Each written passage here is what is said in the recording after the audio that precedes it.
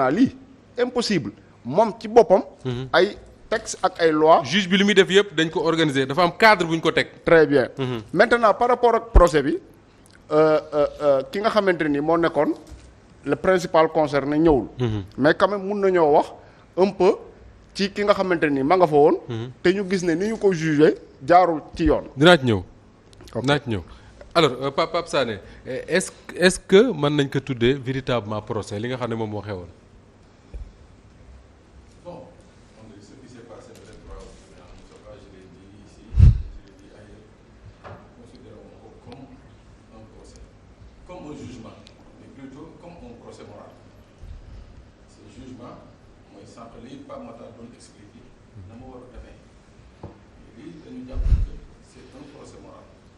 mais sauf que àttekat bi teguñu ko fa pour muy def procès moral ah. voilà ndax lan dafa am ay droits yi nga xam ne non seulement code de procédure pénale dafa ko prévoir.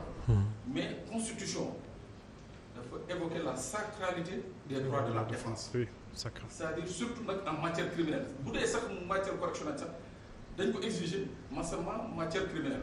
c'est-à-dire là c'est obligatoire tellement obligatoire ba nga xam ne boo ñëwee taxaw soo amul avocat. Le président de la chambre criminelle est obligé de demander au bâtonnier. ñu jox la benn avocat c'est-à-dire loolu pour wane ni que c'est une matière extrêmement. Pape sa micro bi dafa fay apparemment voilà.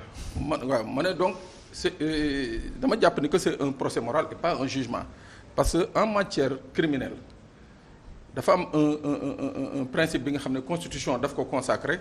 ba pare le code de procédure pénale dëggal ko mooy lan mooy que en matière criminelle la défense obligatoirement doit être assistée par un avocat dañ ko bañ ba nga xam ne boo ñëwee sans avocat dañuy lay désigner un avocat d'office ba pare ajourner c'est-à-dire renvoyer l'audience à une quinzaine ou bien à huitaine donc loolu la ñu xam ci procès criminel mais dans ce qui s'est passé l'autre jour le 23 ça va.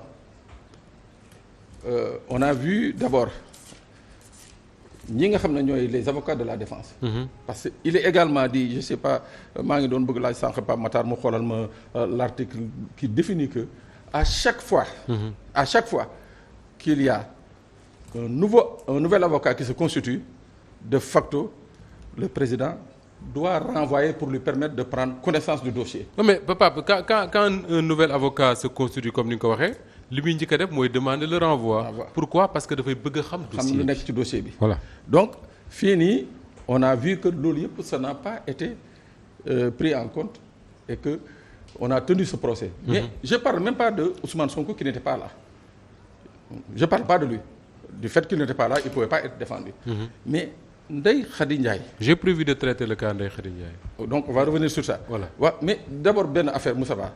Je voudrais d'abord revenir Ndeye Fatou dafa wax lu am solo sànq ci la peur bi ñuy voter la peur qu'il y a échange de cas bi ñuy voter la loi sur le viol. Oui. Mais effectivement c'est-à-dire il faut que mu xoolaat la loi sur le viol. Parce que bi ñu koy voter il y avait des décrets yi nga xam ne dañu accompagner woon. Justement les prises en charge yi nga xam ne concernant les questions de vol. De viol benn bi mooy bi ci njëkkoon important. dañ ne woon on allait doter tous les services yi nga xam ne dañuy recevoir du public des victimes dañ leen waroon doter de kit anti-viol c'est-à-dire kit yooyu mooy boo ñëwee automatiquement. balaa ngaa dem police kii balaa ngaa dem feneen ci officier de police judiciaire bi rek. on va constater avec ce kit là am les premiers éléments d'enquête yu wane ni que kii bi muy ñëw yaram bi nii na. wala yére bi xotteeku na wala am na telle trace et tout ça c'était pour mun a déjà conserver dans un premier temps.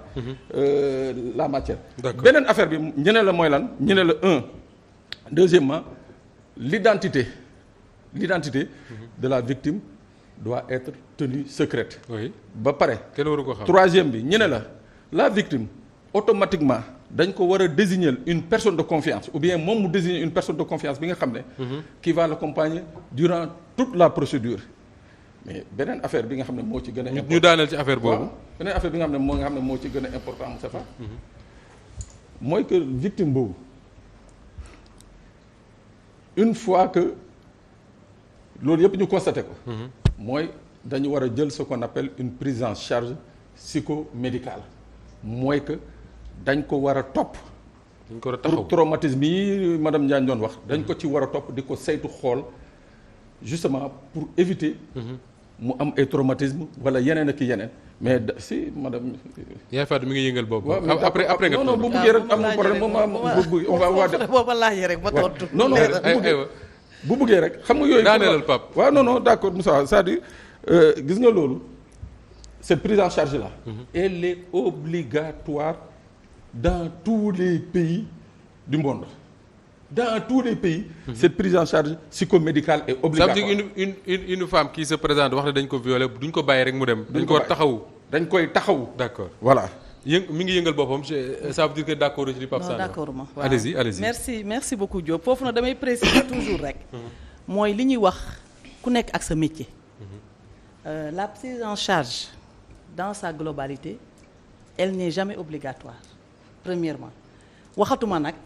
La prise en charge psychologique elle est assez spécifique ba nga xam ne y a un point fondamental sur l'issue de la thérapie mooy ce qu'on appelle le travail de la demande. On ne peut prendre en charge psychologiquement une personne sans sa propre demande. Kon il faut non force amul fenn xam nga tey jii tribunal sax dañuy wax ne ñun ñëpp on est des citoyens on est dans une république mais quand même on donne le droit à une personne de ne pas aller répondre aux institutions donc amul fenn foo xam ne lenn force la donc il faut que ñu respecter wante man foofu laay ñëw ci débat bi dañu wax ne suñu ni ko suñu justice bi di defee mooy li ma wax léegi